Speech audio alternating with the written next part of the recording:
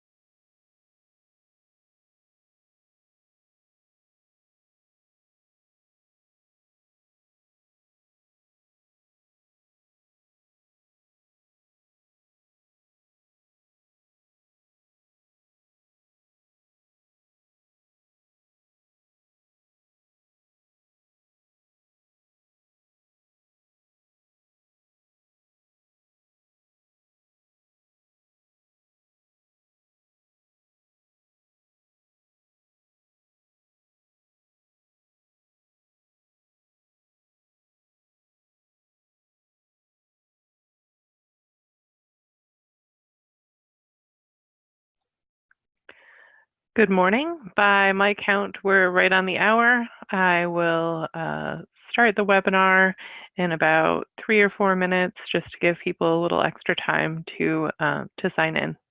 So we'll be starting at about 5 after the hour.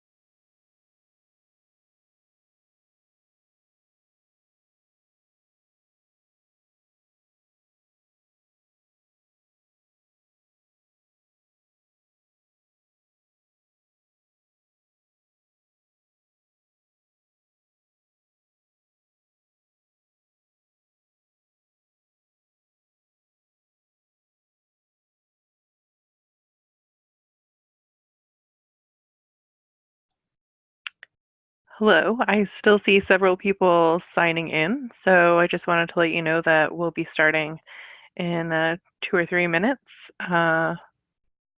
So just hold on. Sounds good. Thank you.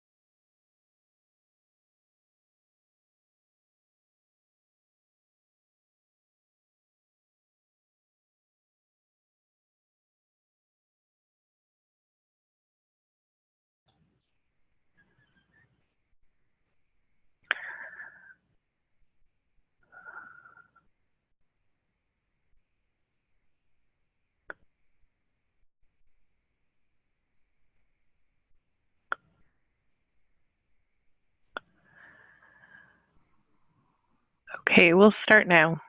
Hello, and welcome to today's Wisdom Wednesday webinar. I am Brooke Sandy Smith, IPC's Technical Education Program Manager. Thank you so much for joining us today.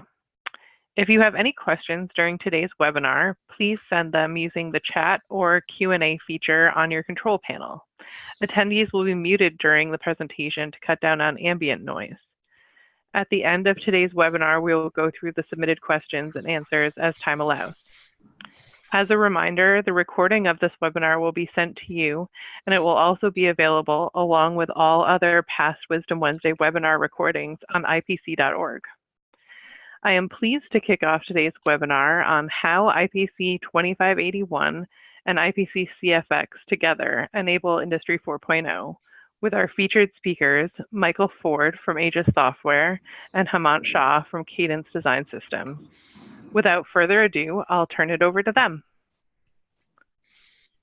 Okay, thank you very much. And yeah, thanks again to everyone joining. I'll be starting out in the presentation, and Hemant will be taking over a part of the way through. So let's have a quick look at the topics we're going to be talking about. So, Industry 4.0, it's been 5 years, but nothing seems to have happened, if you ask some people.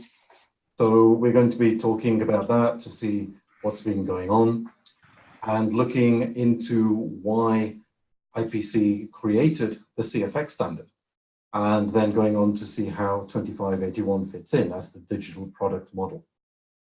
So once we have got through that, we'll be seeing who's using 2581 and the benefits that people are getting, and then seeing how these two standards work together and deliver that Industry 4.0 value.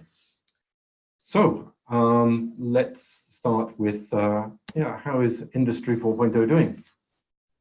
And I wish I could say it was going well. It's been 5 years, and until now, to be honest, it's really been more of a marketing exercise. I think a lot of people have seen Industry 4.0 as being something that the future, a kind of future direction to go in, and so C-level people who are signing off equipment and solutions, they are looking for Industry 4.0 compatibility. Now, what that is basically up to several people to decide, as nobody wants to be kind of blocked from selling equipment and solutions into customers. So people have come up with particular stories. This equipment is compatible, this table is compatible, this bit of cable is compatible, everything is Industry 4.0 compatible. And this is simply to keep everything moving. But the sad truth is that even in Germany, we've seen reports that productivity in assembly factories continues to decline. Now, Industry 4.0 was made in Germany. So how on earth, after 5 years, are they seeing that it's not really making any difference? The business case behind Industry 4 is strong. I mean, nothing's changed there. The recent changes we've seen in the global markets, political changes, we've seen taxes and tariffs being introduced into various areas. Actually, the drive to manufacture close to the market is becoming stronger. The move toward a shorter and smaller distribution chain is becoming more intense all the time. And so if we look at how much it costs to manufacture products, I mean, Apple once claimed that they spend 1% of the retail price of their products on actual manufacturing costs in China. You then think about the total business costs, including the movement of goods around the world, the logistics and storage costs, as well as the depreciation in the price of products as they move. If some of that were invested into automation and technology locally, then we could create factories that would respond to local manufacturing needs. After all, with local manufacturing, as we choose what products we want to buy, either personally or business to business, this directly impacts the demand to factories now. And so factories need to be able to be very responsive and almost build to order, and yet, of course, with mass production efficiency. Now, this is a major challenge. This can't be done in a traditional factory. And so we need to provide an enhancement to the abilities in the factory in order to implement Industry 4.0. So Industry 4.0 is actually, I call it automation of automation. We've had machines since the 1960s that have been automated, computerized, that you can give any job to and they simply do it as instructed. That's absolutely fine. What Industry 4.0 is the management or the automation of management of those machines. So that instead of thinking about individual machines, we're thinking about a factory in which allocation of products can be moved and changed depending on the customer demand. Now, in order to do that, of course, today decisions are already being made by our experienced and knowledgeable managers and supervisors. However, as the factory becomes faster and faster, the decisions that are made need to be helped by the availability of data. So computers will bring data, they'll bring information to those people making decisions so that those decisions can be helped and made more accurately and more quickly. And in so doing, then the factory is much more flexible to adapt to the changing needs of the customer. So this is what Industry 4.0 actually means in a business sense. It means much more responsive factory, capable of doing these short-term optimizations, changing according to customer need. So step one is, if we were to walk in the factory today, can we actually trust the data that we currently collect to help make these critical decisions? And I'm sorry to say, after seeing a load of these factories, the answer has to be no. We kind of get different data from different machines. We have a very poor visibility, actually, about what's going on, unless we walk up and down the lines with our own eyes, looking at the issues that are going on, talking to the people on the line. This is how we make our decisions. And we don't have time to do that in the future. But our data is not bringing us that intelligence right now. And so the answer has to be no. So perhaps we look at it from another point of view. Some very large EMS companies have basically put aside millions of dollars and said, look, go away and create for me an Industry 4.0 solution. Start collecting data from everything, develop software, put systems together, connect it all up digitally. Here's $1 million, go see what you can do. And then the guys come back and say, well, can we have another couple of $1 million? Because actually this is quite expensive. And so is this practical for everybody to be able to adopt? Absolutely not. This is not the way to be able to rely on data from the factory. So what have standards been able to help so far in terms of interface? Well, first of all, we've seen different kinds of content, different kinds of data being put together in different interfaces. This has consisted of different documents being handed down, for example, from design through to manufacturing, or from a machine to the factory itself. Different pieces of manual information. This is not really digital. It's digital information presented in a manual way. And it involves massive amounts of re-engineering in order to interpret the data and make sense of it all. Legacy interfaces that we've seen, for factory communication, things like CAMX and GEMSEX and all of these other ones, MT Connect and LPC UA. These are kind of standards that have come in to replace things like the legacy interfaces. A legacy interface is actually quite interesting because it defines the data flow from point to point. People will spend tens of thousands of dollars or euros trying to exchange data. You need to exchange an NDA, there's months of development and testing, and then the follow-on support. So these legacy interfaces actually aren't too bad in that at least the two parties understand what data is being transferred. It may have cost a lot of money, but they understand it. IoT technology is here. You go to a trade show now and you've got loads of different companies offering you solutions based on standards that are going to transfer information using IoT technology. But IoT technology is different. There is an originator of the information, but you don't know who is using that data and how and what for. You have potentially hundreds of users for that data. So how are you supposed to define the content? And so typically we are seeing IoT technology as being adding to the problem rather than bringing a solution. So as I mentioned, these standards like GEMSEX, etc., the common feature of all of these standards is that they simply move data from point to point. And this is actually adding very little value. A lot of the content is in proprietary data formats that the machine vendor or the solution provider has determined. Quite often, most of that data is then not accessible to people, even the customer, unless they pay some subscription charge. IIoT solutions, exactly the same. They're moving data from A to B. And let's say, for example, you have a dozen of these different machines in your factory. You have a dozen different IoT solutions. And then you resort to having to pay for middleware in order to try to understand the data content from each of those interfaces. It's just too difficult. It's just too expensive. And it's not good for going forward. And that isn't even the biggest problem, because, you know, it's not just the data that we are collecting from the machines, because each machine kind of knows what happens inside the machine. Like a surface mount machine may report, hey guys, I'm stopped. And I'm stopped because I'm starved. I don't have a product to process. Fine, I knew that anyway because the red light was on the machine, so you've not really told me anything of value here. You take a report out, 80% of the report from the machine is garbage because it's simply looking at the symptom of what happened to the machine that stopped. To be able to determine the root cause is what creates the opportunity.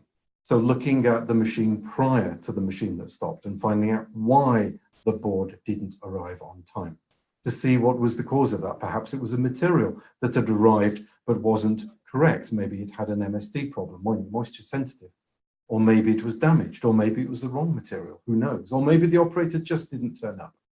But in order to take an action to prevent the line from stopping again for this reason, we need to understand what the reason is. And you can't determine that from the machine. So we're in a case where we get data of little value from the machine in so many different formats that it's almost impossible to be able to piece together today. So for Industry 4.0 right now, unfortunately to a lot of people, this is like a nightmare. Without standards that really are effective, there is nothing that people can do. The business cannot make progression into smart manufacturing because the data is not trustworthy. Machine vendors get under immense pressure to provide information, even though this doesn't help because factories have more than one machine vendor and they're going to end up with many, many different interfaces. And so the poor IT teams, they just face a completely impossible situation where they're having to deal with the data the best they can. So the kind of result is that manufacturers are looking at each other and thinking, well, this is really expensive. This is actually quite difficult. I'm not going to take the risk. There's no compelling business case here. I'm simply going to continue doing what I'm doing. And if I get left behind, I get left behind. But I'm just not seeing anything practical going forward. And so here is IPC to the rescue. The IPC has looked at this situation and has already been creating a digital set of standards that establish best practices in the industry. So these are not solutions. I mean, you can choose your favorite solutions from your favorite vendors. That's fine. But what we are defining here by IPC is the interoperability between digital solutions. That is defining the data flow that exists between each one. And so wherever we look in the cycle, from design through engineering, etc., all the way through, ultimately back to design as we go to the next product, we are setting out to define these standards so that we have specific information. Now, one example of this is IPC-CFX. And the Connected Factory Exchange, now called IPC-2581, not to be confused with 81, this has been a major step forward. So we set out with this standard to create a support that enables Industry 4.0, where machines of all descriptions, of all types, from all vendors, doing all sorts of things, can all be connected together in a plug-and-play environment. So in true IPC style, this is a consensus-based standard. We've got more than 300 companies who've participated to create the standard, machines and processors and software systems, and including humans. And in all of this, of course, there's not been any licensing, no contracts, no dependencies, no NDAs, not even any business trips. This has all been done without cost for those who would like to use CFX. And it's applicable to all discrete assembly manufacturing. And though it was only published last month, actually we're at the end of a 2-year cycle of evaluation where many different examples of CFX have been run in preparation for this launch. So to explain what is the unique content of CFX, it's like making a phone call. Now I've got a phone in my pocket made by my favorite vendor. I could speak to my friend in Japan, and he's got a handset made by his favorite vendor, standard handset connection, standard signal. I can call him anytime. Everything is standard. And this is the same in CFX. We have what's called an AMQP protocol, which is created by the banking industry to provide secure communication. You've probably got it on your phones now if you do online banking on your phone. This is what is used by the financial industry. It's of course secure. It also provides machine vendors the ability to send data and not be caring how many thousands of people may be utilizing that information. It simply sends it and forgets it.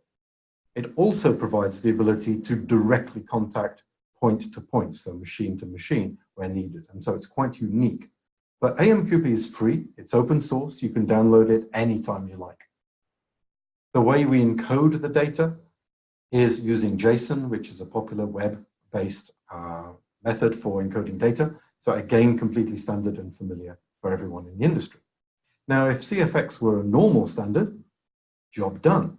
That's all we need to do.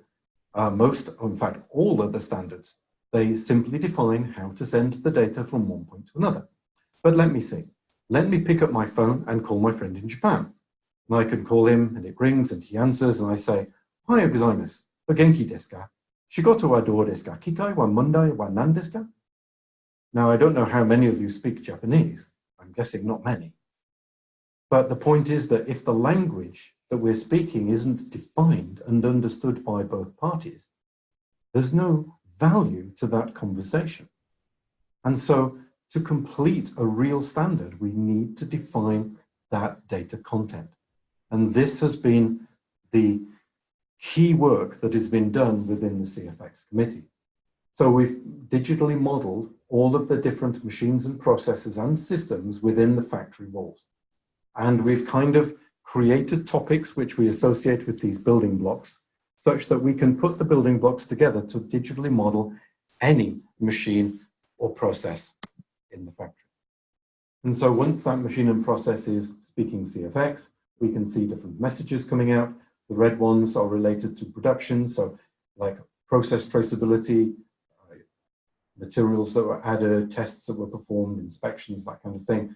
Resource performance, so asset utilization.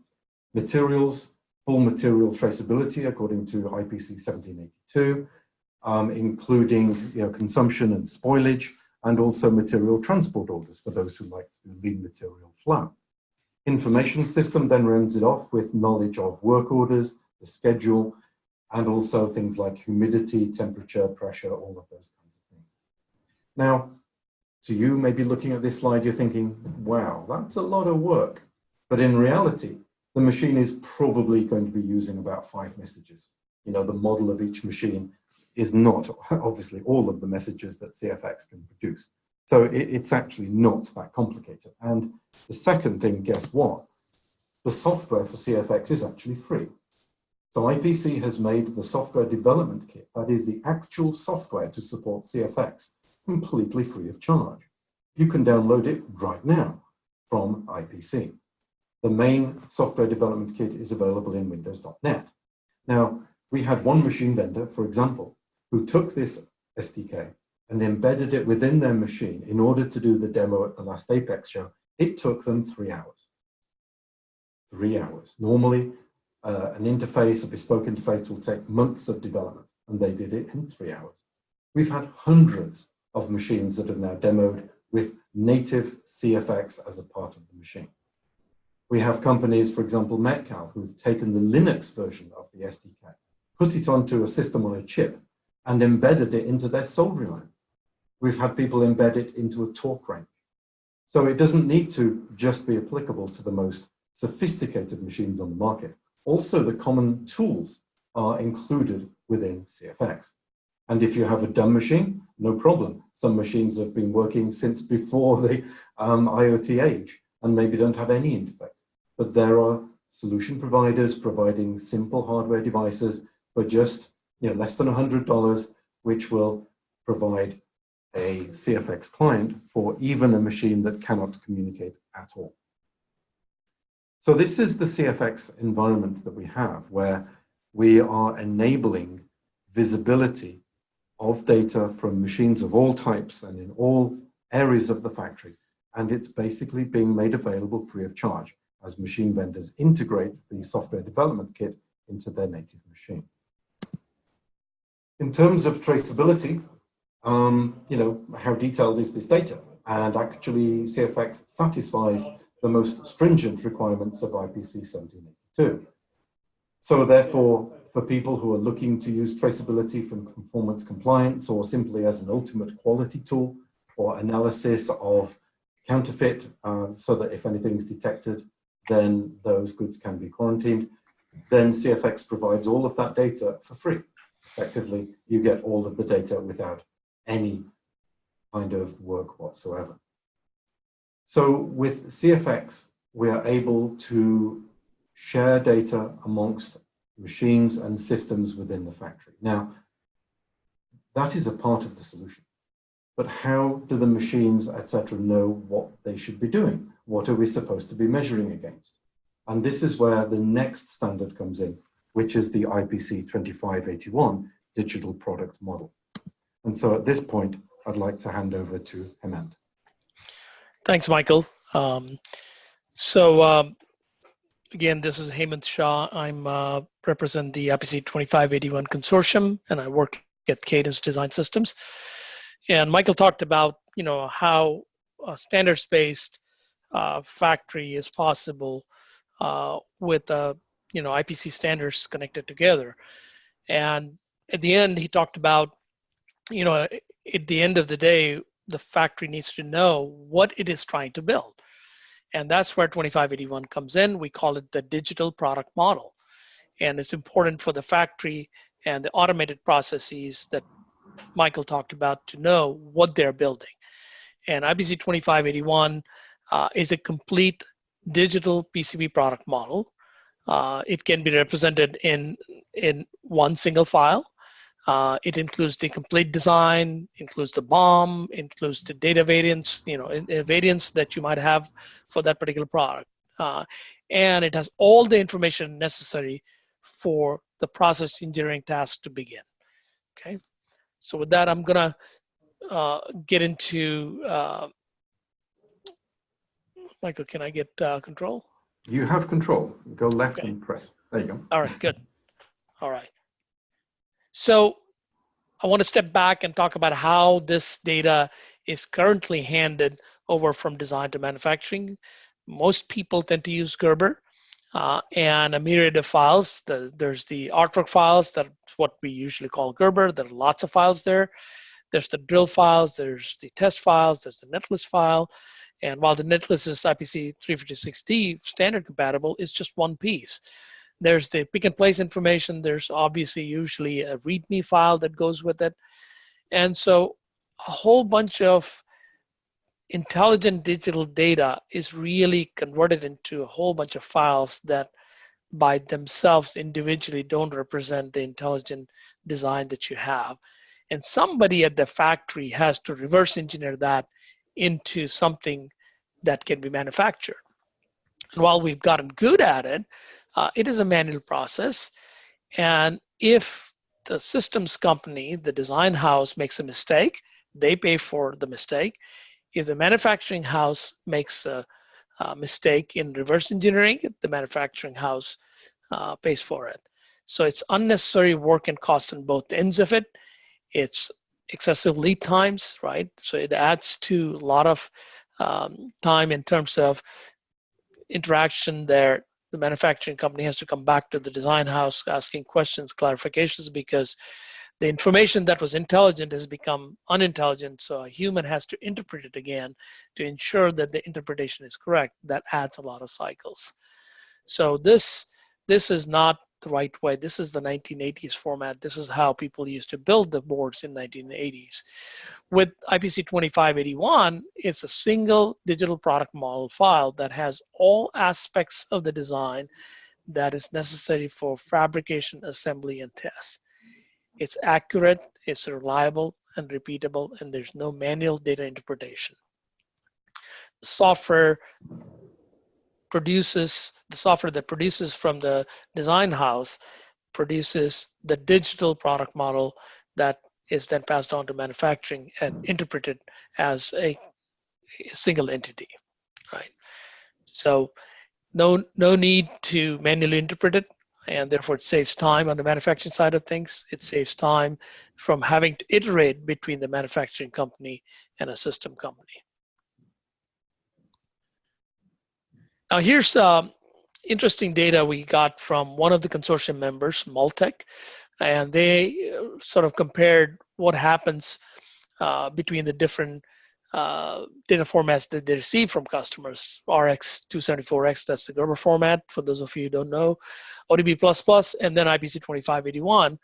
As you can see from this chart, that with 2581, the digital product model takes away many more manual steps or e-paper drawing that have to be interpreted away for the manufacturing company. So this is a data point towards why is it efficient for manufacturers. It's even better than ODB++. And 2581 is an open, intelligent standard available to the industry. It's been used for several years, provides the complete data, as I mentioned earlier, for all aspects of manufacturing. And something that doesn't come out in this table up at the top is the only standard that enables electronic stack-up exchange between the manufacturer and the design house. This is something that most designers do at the beginning of the design to ensure that they're designing to the stack-up that can be built, a stack-up that can meet their needs for constraints or impedances they want to achieve, controlled impedance they want to achieve. So, and it has been over the last 5 to 7 years, it has been proven to improve product quality and first pass success. So there's data available with the consortium to show how this has worked out very well without any documentation, without any manual intervention. They have built the boards successfully. So here's a quick look at who all are supporting the IPC-2581 consortium. We are now crossed over 100 corporate members. We have many associate members. And the idea at the beginning was to establish digital best practice, which we have achieved. And then we also provide guidance for people who want to go down this path and they are not sure what they need to do or how to do it to ensure that they're going down the path properly. The consortium offers guidance to those companies, right? And we also ensure that the tools that are producing 2581 and the tools that are consuming are interpreting the standard correctly. So there's a lot of activities that initially went on to ensure that the standard is interpreted correctly on both sides, the producer and the consumer side. And now we track tool support and usage, and it's available on IPC-2581.com. And this standard has been in use in full production at companies since January 1, 2016.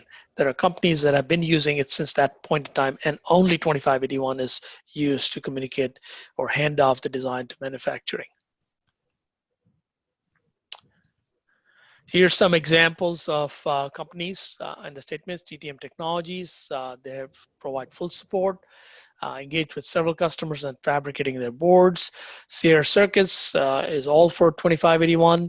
They support it and they talk about the customer benefit from an efficient digital communication, and they offer assistance to designers who want to switch from Gerber and ODB++ to 2581. So this is something that manufacturers find very valuable. Back in 2016, PCB West, Axiom Electronics provided this data talking about the companies that build boards. So back in 2016, Teledyne LaCroix produced over 400 designs using 2581 and expected at that time to reach 1,000 boards that year. Northrop Grumman and 10 other companies were providing data to Axiom at that point in time in 2581 format. Fujitsu Networks Communication began using 2581 completely in March 2018, and they had an in-house production facility, and they started to pass that not only to their fabricators but also to their in-house manufacturing.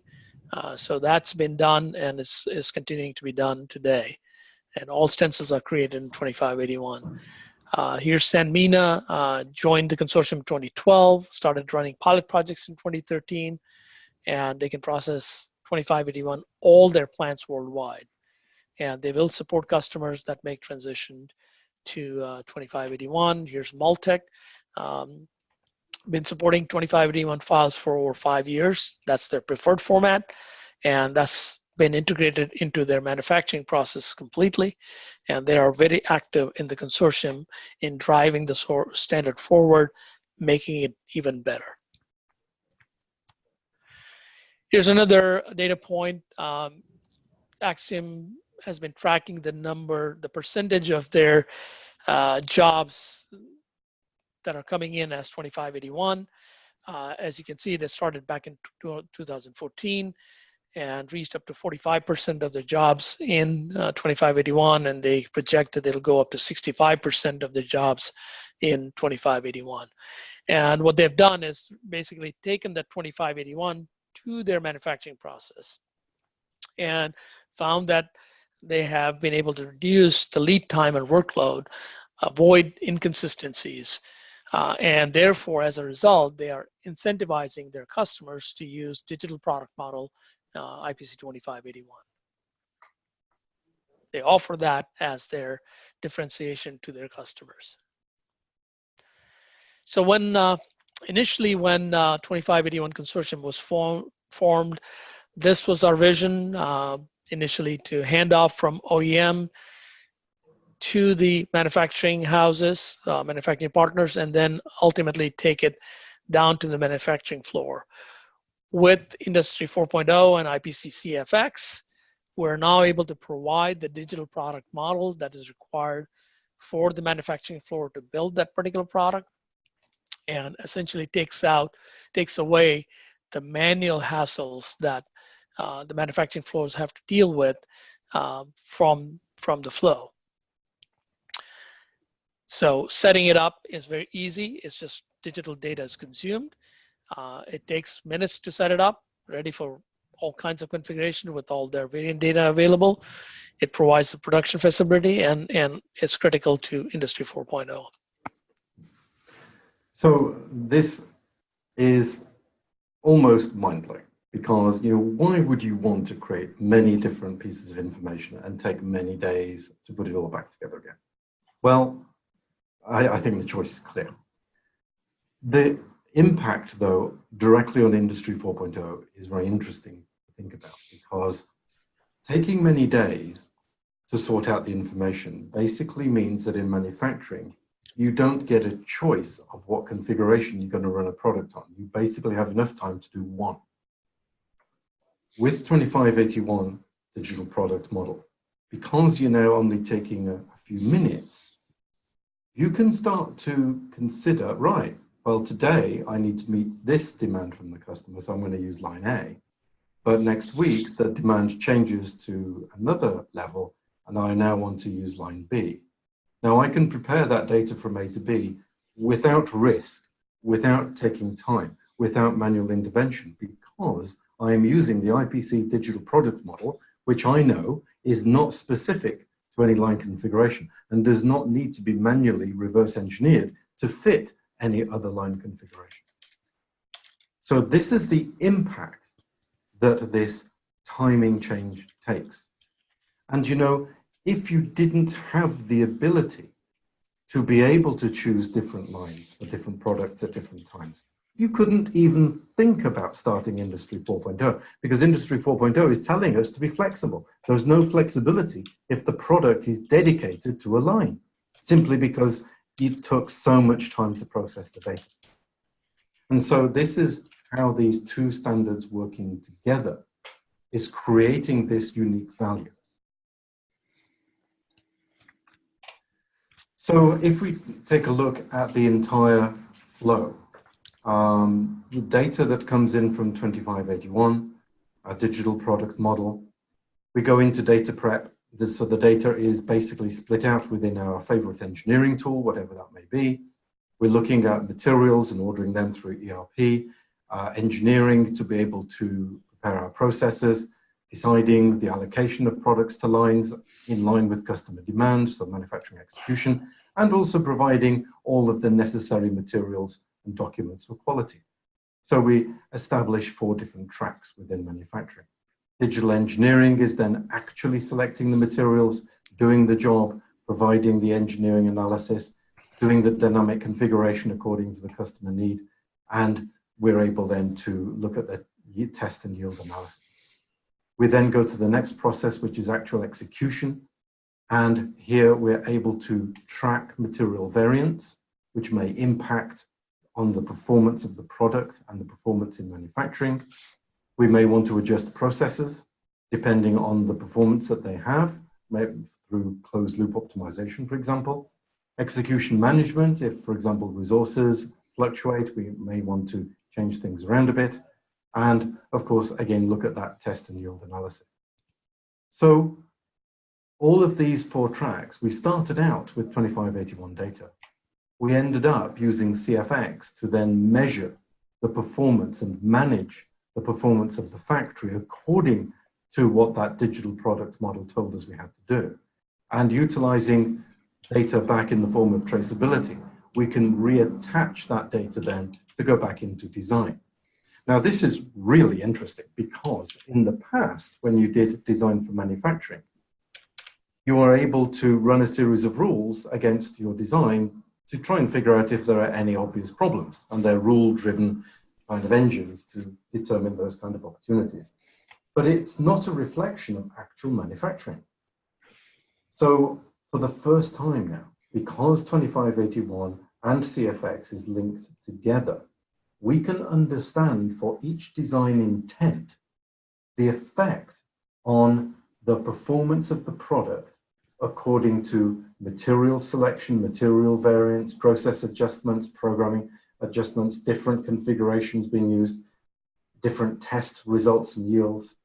We can now understand the defects that may occur during manufacturing or even out in the market and how they relate to decisions made during manufacturing.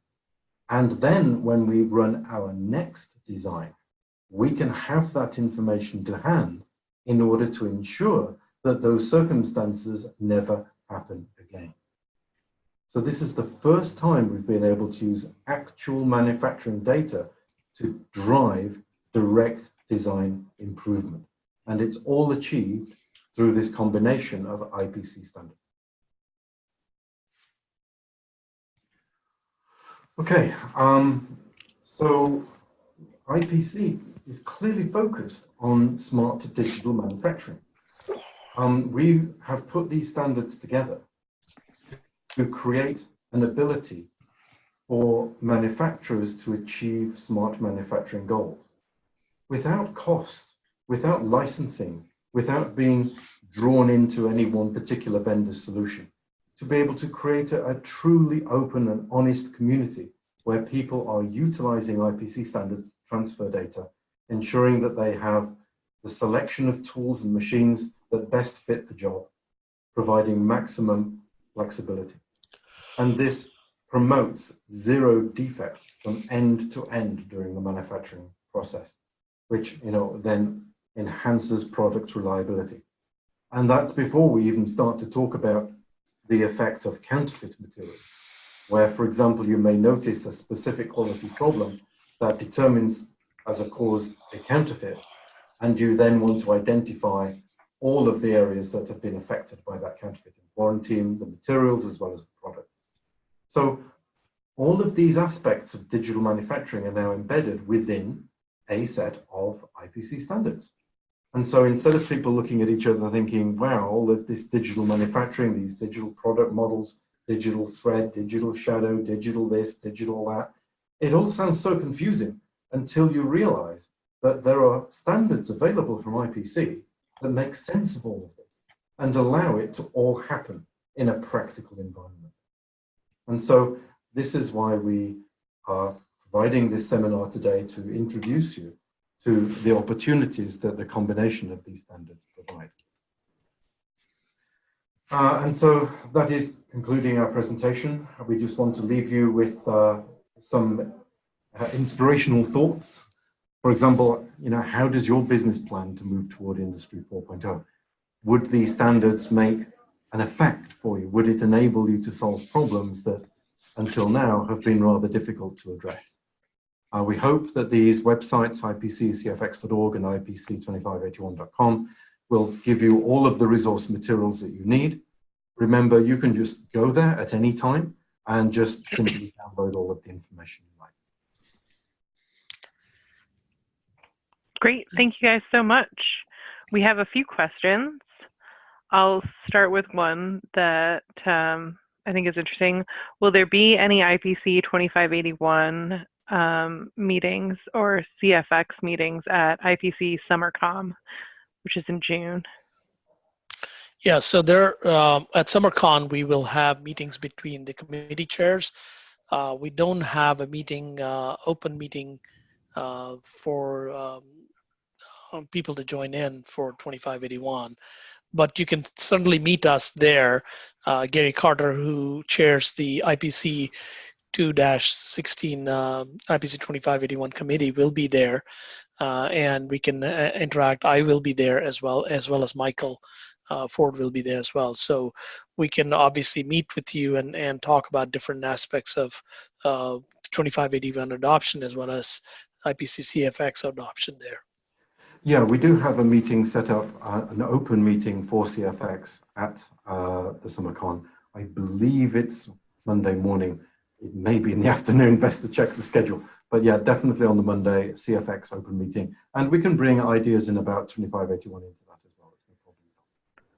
Great.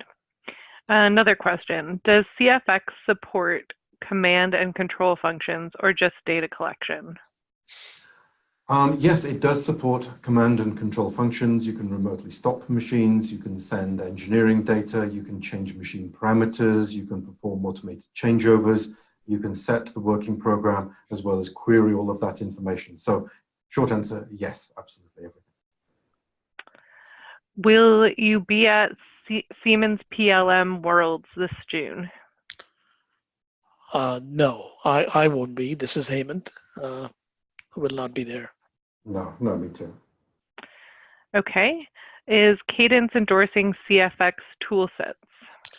So Cadence, is supporting IPC 2581 and produces the digital product models from its tools, and obviously taking a very active role in helping the industry adopt 2581. And when it comes to CFX tool sets, I think it's the SDK people use, not necessarily tool sets. So there are tools like Michael's Aegis tool set that supports CFX. But I think from a Cadence perspective, we hand off the digital product model to the company that accepts 2581, and that then ties into a CFX standard if the factory is CFX enabled. Michael, would you like to add more to it? Yeah, actually going to IPC-CFX.org, you will see a whole bunch of logos there, and we would ask as many people as possible to go and lend their logo to that website to show support. There are 300 members in this committee. Aegis is just one of the co-chairs. So, we are offering help from various members in the committee to provide information on an ongoing basis. And the more people we have signed up, the better. So yeah, please go ahead and let's get connected. So before we go to the next question, additional data that Gary Carter provided online is that we can meet anyone during our 2-40 meeting. It's Tuesday morning from 8 to noon, if I'm not mistaken. Sounds good. That's great. So the next question, well, one question would be, will this slide presentation be available on demand? We will be sharing the recording in an email after today's webinar, and you should be able to find the recording also on IPC.org in the Wisdom Wednesday section, which is in the members only section. Another question, are OEMs providing any report out on their progress toward CFX compliance with their equipment? And are any reporting out using the core machine data parameters? And is this form an actual IPC document? Yeah, on the IPC-CFX.org, we are replacing there's a load of logos on there right now. You press them and it goes to their website. What it's going to do very, very shortly, if not already, you'll be able to press it and see that particular vendor's roadmap for the support of CFX. Also applicable to solution providers, and it also can be applicable for end manufacturers. So there are many, many kind of connections being made right now, which we are hoping to be able to share with people appropriately as the projects come to conclusion. A lot of end customers, prefer to keep quiet about it until it's been finished. But some vendors like Foxconn, for example, have come out and said that all of their machine vendors must support CFX. Otherwise, they will not accept their machines anymore. So we've had some pretty strong statements already. But please go to the IPC CFX website. You'll have more information on there shortly. And we would love to add your own success story in due course.